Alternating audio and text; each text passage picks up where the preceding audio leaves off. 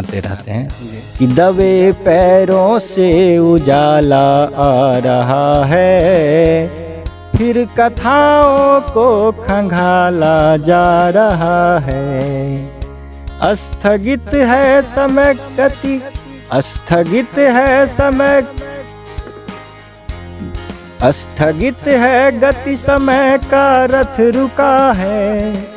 कह रहा मन बहुत नाटक हो चुका है, प्रश्न का उत्तर कठिन है इसलिए भी, प्रश्न का उत्तर कठिन है इसलिए भी, प्रश्न 100 बार टाला जा रहा है। दबे पैरों से उजाला आ रहा है, फिर कथाओं को खंगाला जा रहा है, जा रहा है। बहुत बहुत धन्यवाद।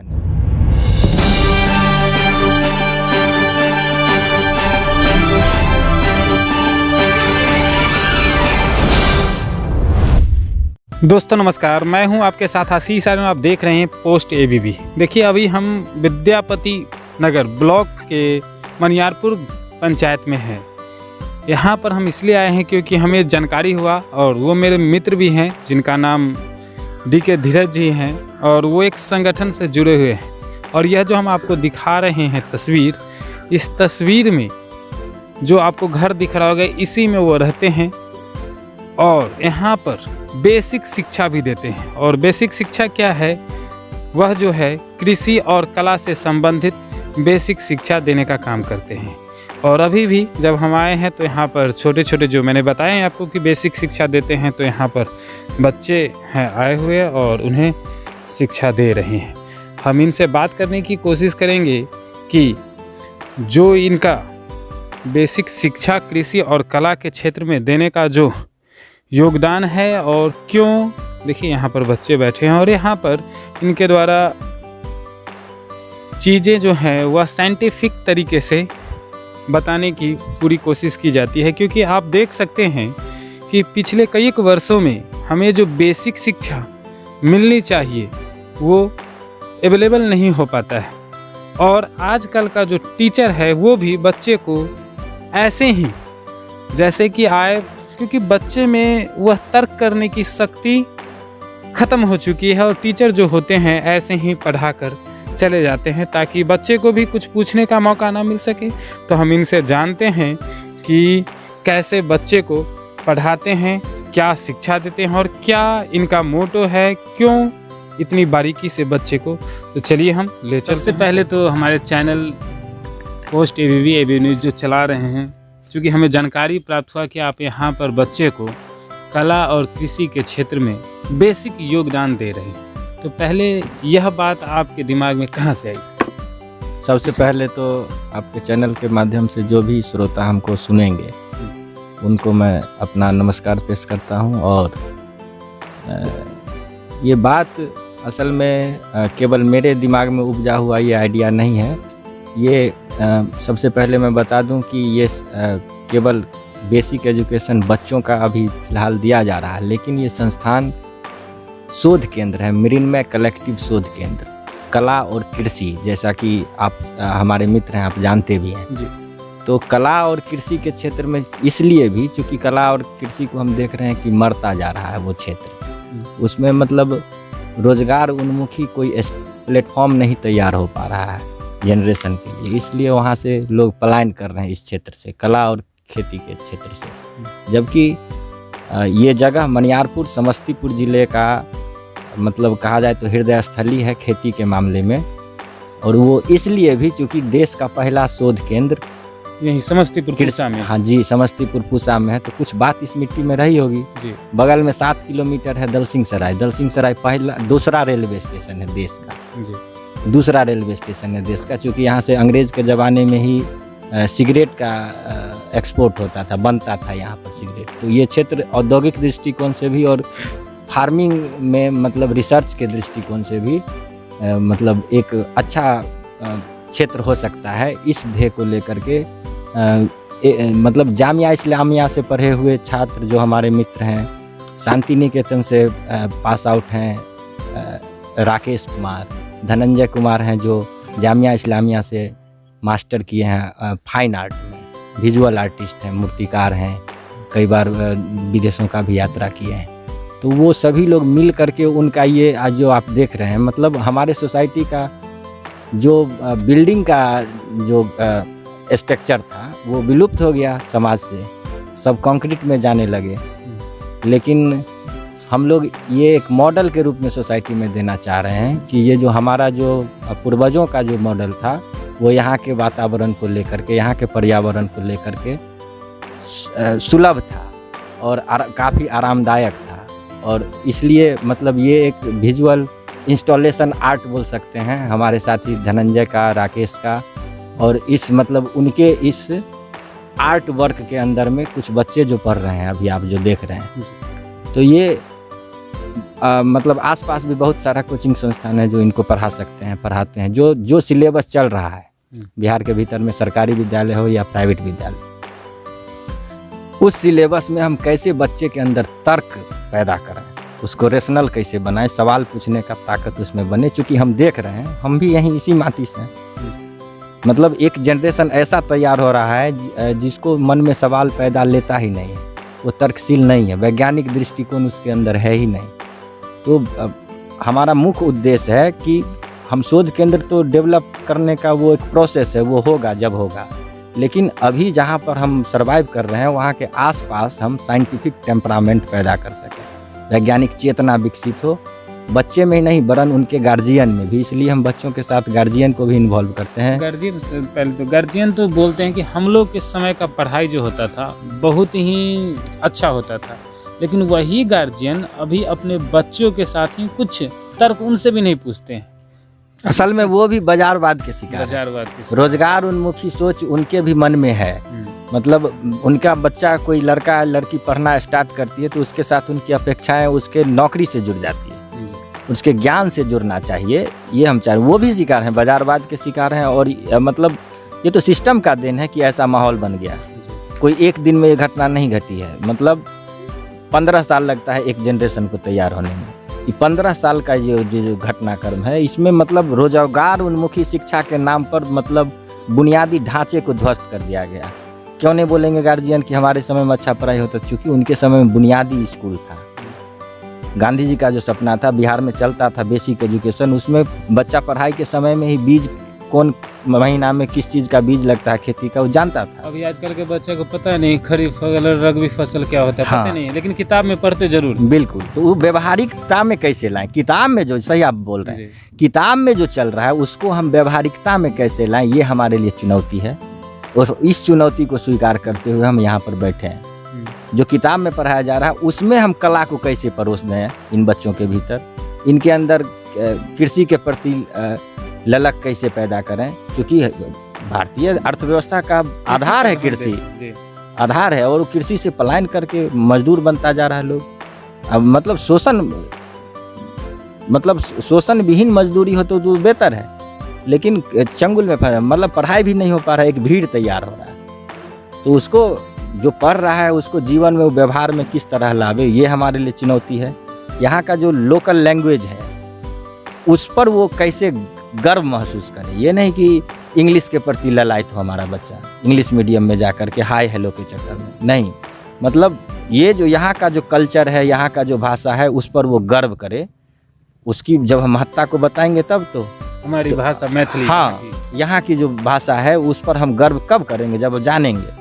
और बच्चा जो जनरली है वो मतलब इंग्लिश के प्रति ज़्यादा मतलब कि उनको लगता है कि इंग्लिश हम नहीं जानेंगे तो कुछ नहीं आगे कर सकते। ये बात तो है भी ना कि आप देश में तो जाने इंग्लिश के साथ साथ हम अपने मतलब लोकल लैंग्वेज का ट्रांसलेशन इंग्लिश में क्यों नहीं करेंगे। हम शो करें, हम मैथिली में जो बोलते हैं उसको ट्रांसलेट इंग्लिश में कैसे करें हम, मतलब और जो बच्चा है उसका साइकोलॉजी क्या है उस पर भी हम, उस पर हमारा शोध है। दूसरे राज्य में हम जाते हैं, जैसे महाराष्ट्र को ले लेते हैं, साउथ इंडिया को ले लेते हैं, तो वहाँ भी अपनी जो प्राथमिकता है उनकी भाषा की, पहले वही बोली जाती है, उसके बाद अंग्रेजी आता है और उसके बाद हिंदी आता है। बिल्कुल, कल्चर, अपना कल्चर और अपना भाषा पर, अपने संस्कृति पर जब तक हमको गर्व नहीं होगा तब तक हमारे अंदर आत्मविश्वास नहीं आएगा। और आत्मविश्वास नहीं आएगा तो फिर किस काम का हमारा नॉलेज।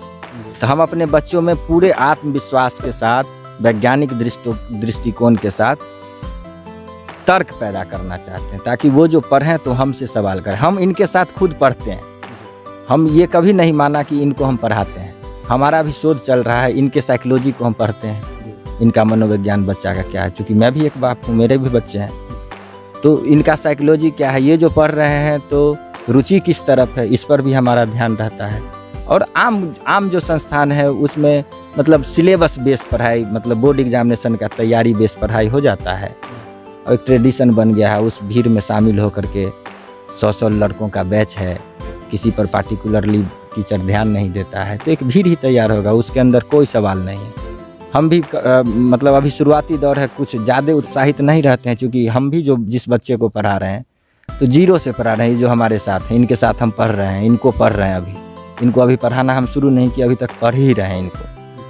तो अब आने वाले 14 तारीख को हमारे संस्थान का स्थापना दिवस है, अंबेडकर जयंती के दिन। इसी दिन पिछले साल हम लोग शुरू किए थे, इसको बन के तैयार हुआ था। तो इस मौके पर हम मतलब ये जो आप बने हुए देख रहे हैं, ये हमारे व्यक्तिगत निजी कोष से नहीं बना है। हमारे साथ ही हमारे चाहने वाले, जैसा कि आप जानते हैं कि हम जो भी घटना घटता है उसका गीत के माध्यम से अपना हम प्रतिक्रिया देते हैं, खुद लिखते भी हैं।